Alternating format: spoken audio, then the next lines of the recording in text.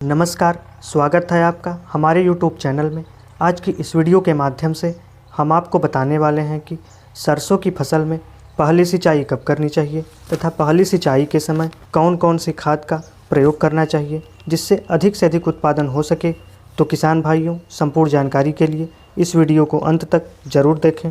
किसान भाइयों, सरसों की फसल में सिंचाई मुख्य रूप से मिट्टी पर निर्भर करती है। अगर आपकी मिट्टी हल्की या रेतीली है तो जल्दी सिंचाई की आवश्यकता पड़ेगी लगभग 20 से 25 दिन में, और यदि आपकी मिट्टी भारी या दोमट है तो फसल को जल्दी सिंचाई की आवश्यकता नहीं पड़ेगी। तब आप फसल को 30 से 40 दिन में भी पानी दे सकते हैं।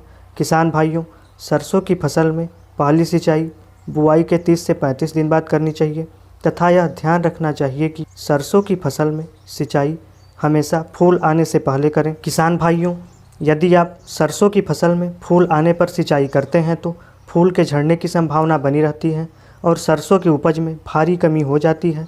इसलिए सरसों की फसल में फूल आने पर सिंचाई नहीं करनी चाहिए। अब आगे बात करते हैं कि सरसों की फसल में पहली सिंचाई के समय कौन कौन सी खाद देनी चाहिए।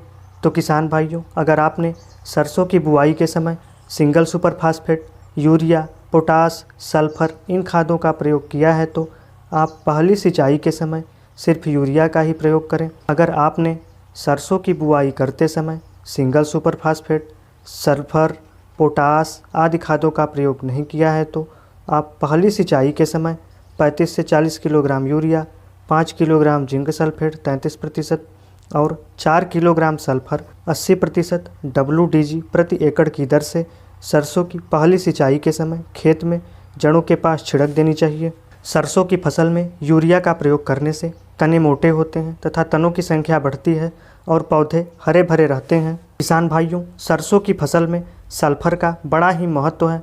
सल्फर का छिड़काव करने से सरसों के बीज बड़े बड़े होते हैं तथा उनके बीज में तेल की मात्रा बढ़ जाती है और सरसों की उपज में भारी वृद्धि होती है। सल्फर का छिड़काव किसान भाइयों सरसों की फसल में अवश्य करना चाहिए। अगर आपको यह वीडियो अच्छी लगी हो तो लाइक ज़रूर करें।